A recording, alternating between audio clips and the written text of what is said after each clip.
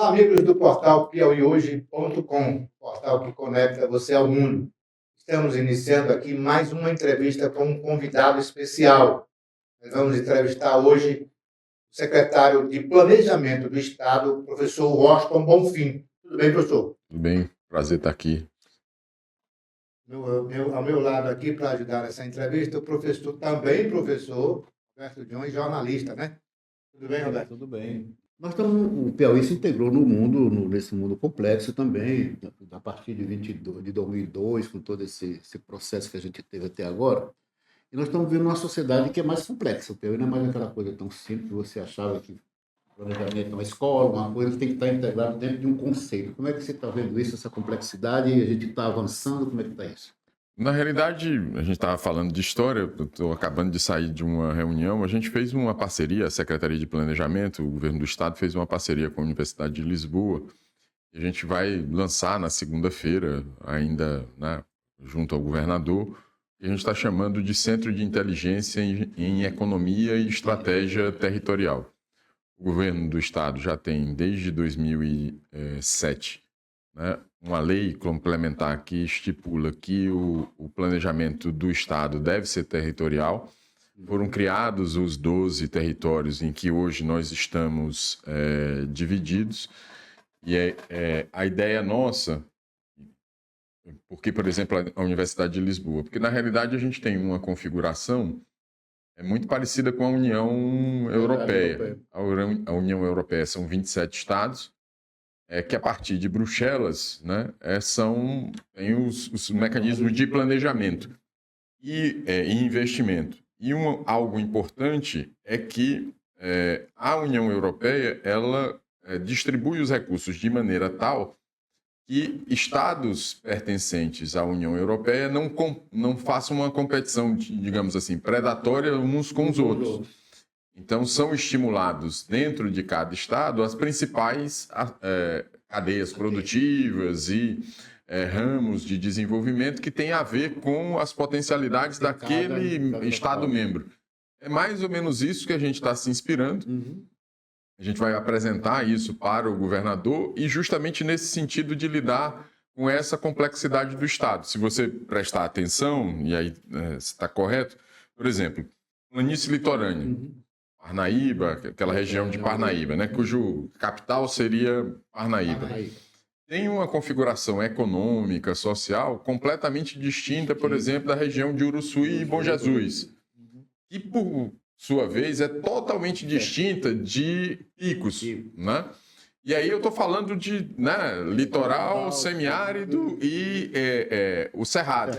Né? Mas você ainda tem outras regiões importantes do estado, a região Valença, do Médio Parnaíba, a região de Valença. Ou seja, o estado do Piauí hoje tem uma diversidade grande, ainda somos pouco populosos, esse é um problema grande, mas já não dá mais para falar, na campanha dizia um pouco isso, já não dá mais para achar que Teresina responde pela complexidade do Estado, muito pelo contrário. Exatamente. E os números do produto interno, né, têm mostrado a perda de participação relativa, não é que Teresina esteja diminuindo de tamanho, é que outras regiões estão crescendo, então há uma participação, quer dizer, há uma redução da participação de Teresina no conjunto geral da economia estadual. E é isso que a gente quer estar atento. Uma distribuição, então, é muito mais claro isso hoje do que jamais foi. Né? Então, é preciso planejamento estratégico para esses núcleos que você falou. Isso que a gente está apostando. Quer dizer, hoje a gente tem um documento de médio prazo que vai que é o Piauí 2030, a gente quer atualizá-lo para 2050, mas dentro disso fazer a atualização do que a gente chama hoje do mapa de oportunidades dos territórios. Porque, né, estão surgindo novas potencialidades. Por exemplo, no norte do estado, a questão da exploração do minério de ferro, que é algo que já existia lá na região de São Miguel do Fidalgo, paulistana, ligado à Transnordestina.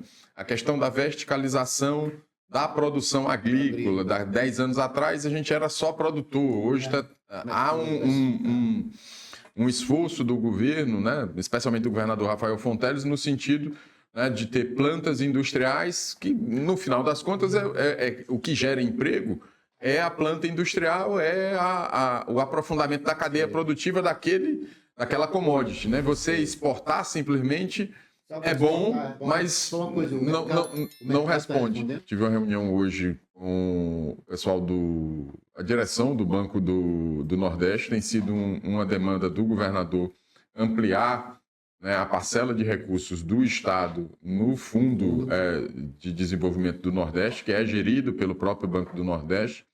E o Lopes falava muito assim, dos novos investimentos e da quantidade de empresários que têm chegado, especialmente, né, muita coisa no Sul, então, frigorífico de carne, frigorífico de frango, plantas de álcool derivado do milho, ou seja, uma diversificação da produção, não apenas mais a soja, mas aí diversificação para soja, algodão, milho. Então tem laticínios em Cristino Castro. Já pode falar uma agroindústria começando.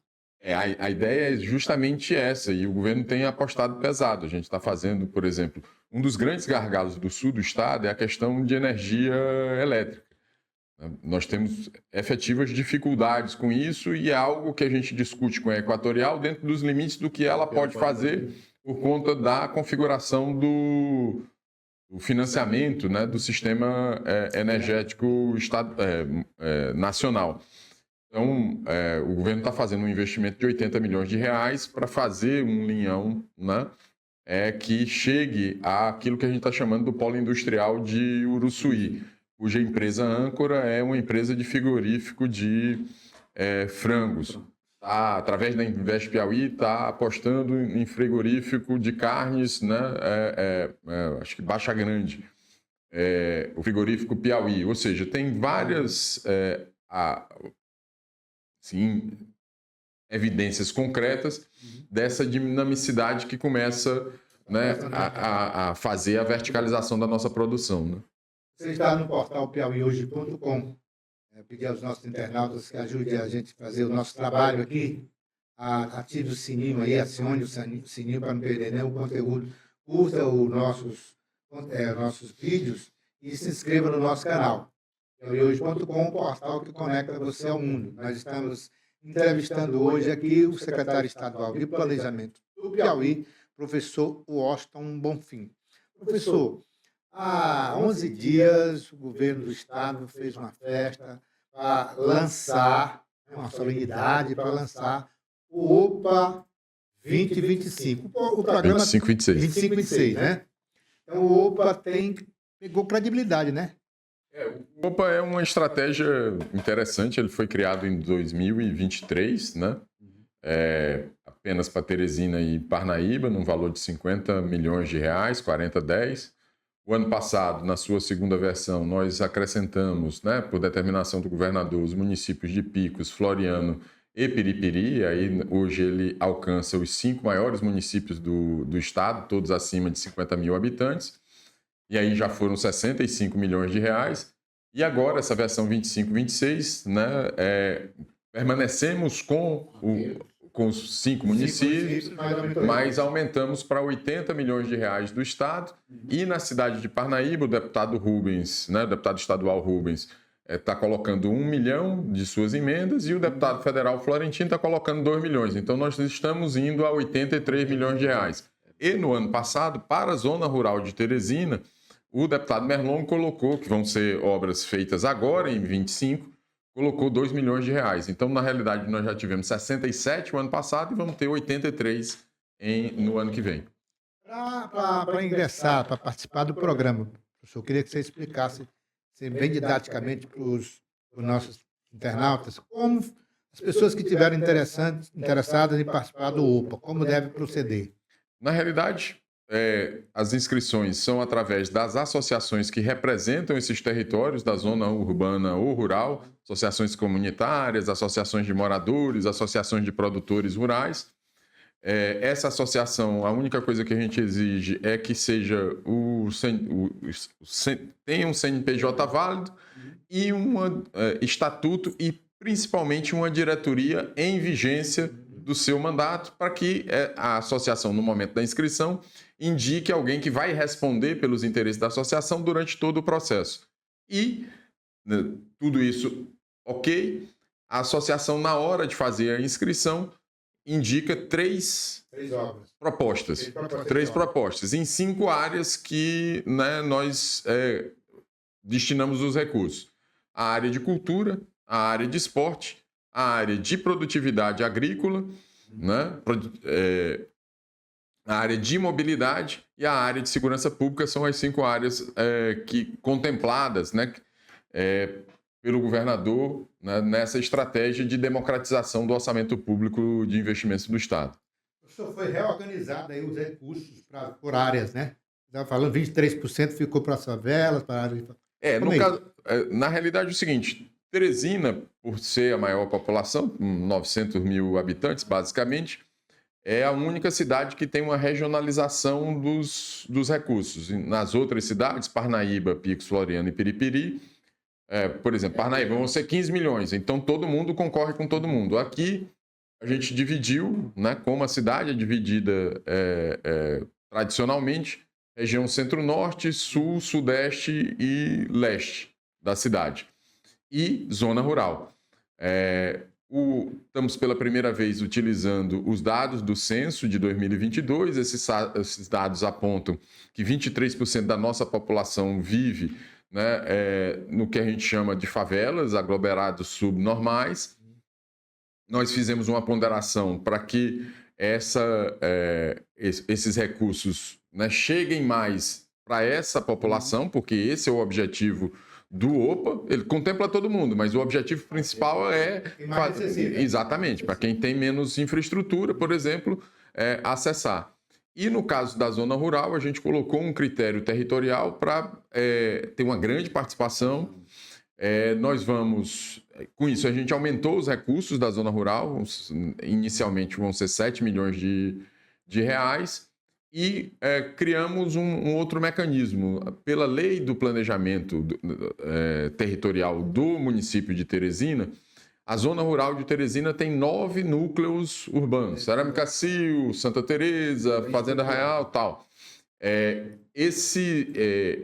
Essa associação, né, dessas zonas vai poder optar por inscrever a sua associação para concorrer na zona urbana, quer dizer, na região urbana correspondente, por exemplo, Cerâmica Sil, Zona Sul, Santa Teresa, Zona Leste, ou concorrer diretamente na zona rural, e aí concorre todo mundo na zona rural. A gente não faz essa diferença de região. Secretário, a Prefeitura de Teresina tem sido parceira do planejamento? Tem se dado bem na nova gestão com o prefeito Silvio Mendes? Tem muito pouco tempo, mas a conversa, especialmente eu tenho um bom relacionamento com o Marco Antônio Aires, que é o secretário municipal de planejamento. A nossa equipe esteve com ele no início do ano, já para tratar do OPA. Ele, né, foi designado, né, para representar o prefeito Silvio Mendes na solenidade do dia 10 de março, a que você se referiu. Então, assim, posso dizer que é muito melhor do que o que estava acontecendo anteriormente, porque havia um distanciamento grande que até, muitas vezes, de alguma forma, atrapalhou o andamento das obras do programa. O Piauí está na segunda fase do Pacto pelo Rio. Como é que está acontecendo isso? Como é que vai ser? Já houve a assembleia, já houve a reunião com... O Pacto pelo Piauí é um programa desenhado a pedido do governador Rafael Fonteles para fazer a aproximação da estrutura do governo estadual dos governos municipais. Lá em novembro, né, logo depois da eleição, a gente realizou um grande evento com todos os prefeitos. Nós convidamos todos os prefeitos, compareceram dos 224, 214. Eu me lembro que foi chamado de Pactos pelo Piauí, né? O nome é Pactos pelo Piauí. E agora, né, a partir da segunda-feira até a sexta, do dia 24 ao dia 28, nós vamos realizar. Agora, lá em novembro, ainda eram os prefeitos eleitos ou reeleitos. Agora, nós estamos chamando os prefeitos e prefeitas, eleitos e reeleitos, com suas equipes técnicas, para discutir no detalhe o que a gente vai oferecer de serviço e apoio na área de educação, na área de saúde, na área de segurança pública e trânsito, né, nas 7 áreas do pacto: gestão e tecnologia, primeira infância, meio ambiente e saneamento e defesa civil. São as 7 áreas. Então, nós vamos ter, no dia 24, à noite, a abertura do evento. No dia 25, 7 oficinas de trabalho, né, com cada área específica. E da quarta-feira em diante, de 26 a 28, nós vamos ter a presença do governo federal também articulando seus programas com os municípios. Ou seja, na realidade, é fazer um pacto colaborativo entre o Estado e os municípios em prol da melhoria dos índices estaduais em várias áreas. É uma questão que vai colocar uma situação muito decisiva para os municípios, é a questão do saneamento básico. Como é que é? Porque é complexo, o prazo foi dado definitivamente para os prefeitos se adaptarem à questão de lixões, à questão do saneamento no geral, né? Como é que o Estado está vendo isso? Qual é a ação do Estado para mobilizar ou incentivar esses prefeitos a... Porque os prefeitos têm um prazo para instalar lixões. Prorrogação.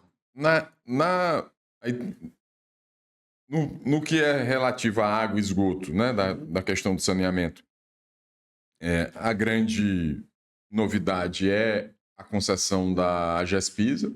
A empresa deve assumir os serviços que hoje são prestados pela Agespisa até o final desse semestre, dia 26 de junho, mais exatamente. Ou seja, nós estamos no período de transição, né, entre a Agespisa e a Águas do Piauí. Então, isso vale para as zonas urbanas dos municípios e o que a gente chama de aglomerados rurais. A zona rural, o rural disperso, como está no contrato, continua sob a responsabilidade do governo do Estado através do Instituto de Saneamento, que é dirigido pelo presidente Magno Pires. E também sob gestão do Instituto de Saneamento, a questão dos resíduos sólidos. Então, é uma das áreas, por exemplo, em que nós vamos ter uma oficina do Pactos pelo Piauí, justamente para que o Instituto de Saneamento Básico do Estado do Piauí coloque as suas estratégias para a questão, né, do rural disperso, ou seja, abastecimento da água, esgotamento sanitário nas áreas rurais, né, mais isoladas, e principalmente essa questão do tratamento de resíduos sólidos.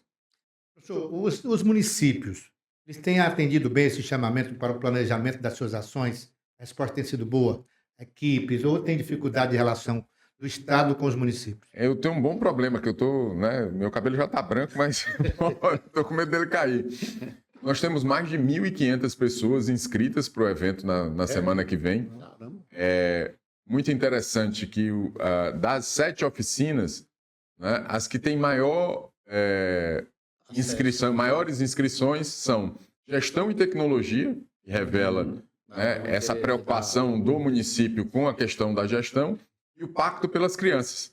Ou seja, é bem significativo. Em cada uma delas tem cerca de 800 pessoas inscritas. Então, é um momento que eu julgo que os municípios estão atentos a essa questão da gestão, né, e dispostos a compartilhar com o governo do Estado, independentemente da questão política, aquilo que a gente pode oferecer em termos de recursos menos, né, mas principalmente de assistência técnica e de parceria para tocar. Programas como o Piauí Saúde Digital, né? No caso do Pacto pelas Crianças, o Kit Mobília. A CEPLAN tem uma equipe técnica para ir nos municípios a fazer esse trabalho, acompanhar? Na realidade, a CEPLAN coordena o esforço das secretarias. A gente vai apresentar, nós montamos um painel de monitoramento dos dados sociais, são 29 indicadores que a gente quer melhorar através dessa estratégia no Estado. Depois a gente pode mostrar isso com calma. Cada uma das secretarias, a Secretaria de Educação, lá tem o PEPAIC, né, que é o Programa de Alfabetização na Idade Certa, é a equipe da SEDUC que vai tocar, o Piauí Saúde Digital, Rede Aline, é a equipe da Saúde. Então, o trabalho é coordenado pela CEPLAN, mas diretamente com os municípios é feito pelas secretarias ligadas àquele pacto. E os municípios podem optar por um ou pelos 7 pactos. Quando o governador entrou, temos 3 grandes projetos de grande porte, né? Que era o caso do Porto, depois a hidrovia do Parnaíba, e tinha uma outra, a questão da ferrovia, que ficou meio ainda... Como é que está isso? Vai andar, não vai? Em que pé está isso? O Porto nós devemos ter novidades... Já tem, né? Mas na realidade apresentado à sociedade novidades boas agora, no mês de abril, né? Inclusive com participação de delegações estrangeiras, né? Nesse esforço, agora no mês de abril. Né? A parte do pier do Atracadouro está pronta, a parte efetiva de instalações administrativas está terminando, o retroporto está bem andado, então a gente tem novidades importantes agora no mês de abril relativas de atualização para a população.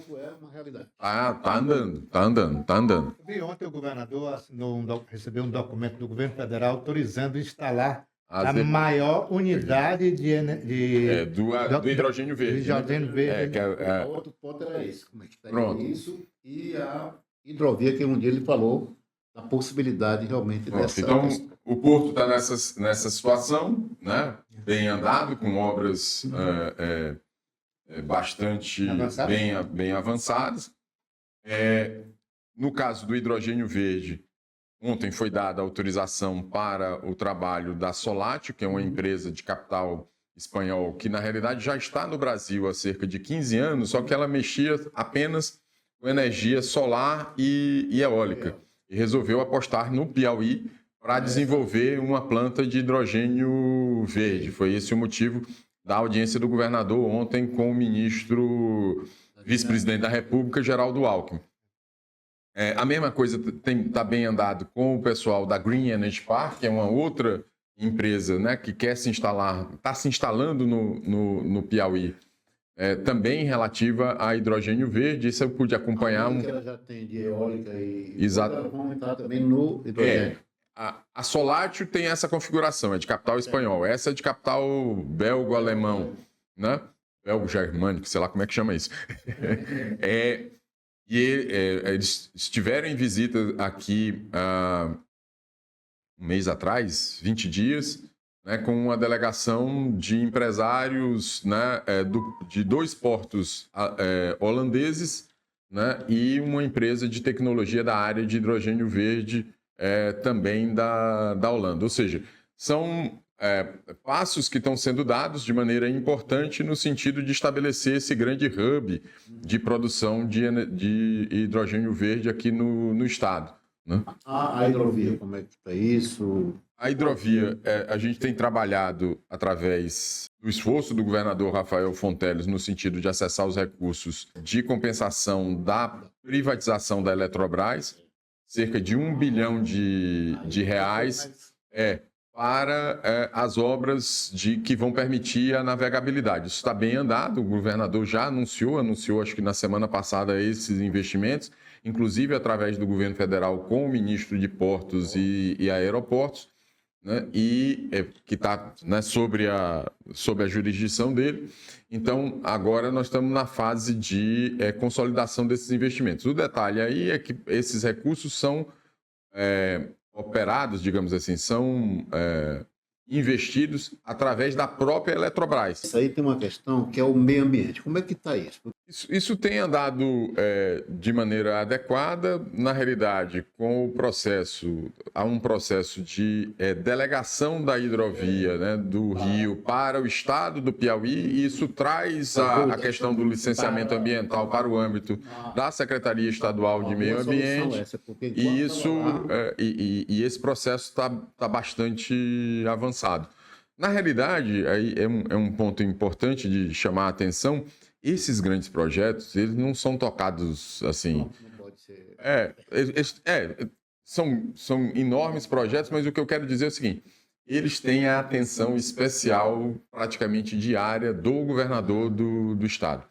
é praticamente indelegável, né? Quer dizer, o que a gente faz é ele que cuida pessoalmente, é ele que agenda, é ele que conversa, ele usa todo... Já teve 2 vezes com o presidente da República, sempre que surge algum tipo de gargalo, porque você depende do governo federal, ele vai diretamente ao presidente Lula, né, que mobiliza os seus ministros. Então, é um patrocínio pessoal da maior liderança executiva do Estado. Né? A Transnordestina, só para concluir essas 3, 4 grandes... A Transnordestina, ela está sendo retomada, né? Na realidade, foi, digamos assim... Efetivamente? Sim. Ela está sendo retomada agora num sentido... na realidade, ela é um L invertido, né? O governo federal, digamos assim, deixou para uma outra etapa a ligação com o Suape, ou seja, com o Pernambuco, e vai completar a ligação do PECEM até Eliseu Martins. Né? Aí fecha esse L invertido. Né? A diferença da obra agora é que ela deve começar a partir do PECEM, que o que deveria ter sido feito desde o início, né? Porque aí ela já vai servindo. Foi feito um trecho no meio, que não está, né? Eu sei mais ou menos o que aconteceu. Agora, professor, vamos encaminhando aqui para o encerramento do nosso bate-papo. Tem uma coisa que me intriga. No próximo ano nós teremos ano eleitoral. Atrapalha o planejamento do Estado isso aí, ou já é previsto como trabalhar, como... Porque para... Na realidade, a gente faz o planejamento do Estado, né, independentemente disso, obviamente, mas o planejamento das grandes entregas, ele é feito geralmente até junho, julho do ano eleitoral, né, daquele ente, seja o governo federal, estadual ou municipal. Então, é um planejamento de cerca de 3 anos e meio, porque o que a população julga, né, em outubro do ano eleitoral é a entrega do governo. Então, você não pode ser, digamos assim, complacente com esse prazo, porque senão a população não será complacente com o postulante. Né? Então, nós estamos trabalhando nessa direção de ter o máximo de entregas, né, até... junho. E aí, assim, para ser bem claro, novamente, o estilo do governador Rafael. Ele inscreveu, né, registrou, melhor dizendo, o seu plano de governo no TRE, que é um requisito legal para a candidatura, né, o registro da candidatura. A meta é 100% dos compromissos cumpridos até o final de 2026 e ele trouxe isso para junho. Vou dar um exemplo claro. A questão do tempo integral das escolas de ensino médio. A meta no plano de governo era dobrar. Você tinha 100 escolas. Isso foi conseguido no primeiro ano. Agora, no final do ano, é a universalização de todas as escolas com tempo integral, profissionalização e ensino de inteligência artificial. Então, ele tem esse estilo, né, agressivo de entrega e de cobrança da sua equipe, né? Nós já nos posicionamos, esse ranking saiu essa semana, no número de startups, né? Tem um trabalho intenso do governo do Estado nessa direção. Então, nós temos aí um caminho pavimentado. Estamos trazendo o INPA, que é o Instituto de Matemática Pura e Aplicada, que é uma das maiores instituições de ensino de matemática, né, de ciências, né, naturais, exatas, naturais não exatas, da América Latina. Ele fica sediado no Rio de Janeiro, o INPATEC, e aí é mais fácil porque o governador foi aluno e um grande aluno do INPA. E algo bem importante tem sido a experiência da Secretaria de Educação com o Seducatom.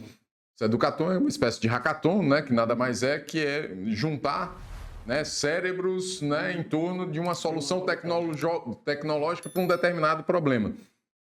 Isso já fez com que alunos nossos da rede estadual de ensino médio de vários municípios do interior do estado estivessem nos Estados Unidos, na Austrália, em Singapura, né, ganhando prêmios para, né, desenvolver essa mentalidade.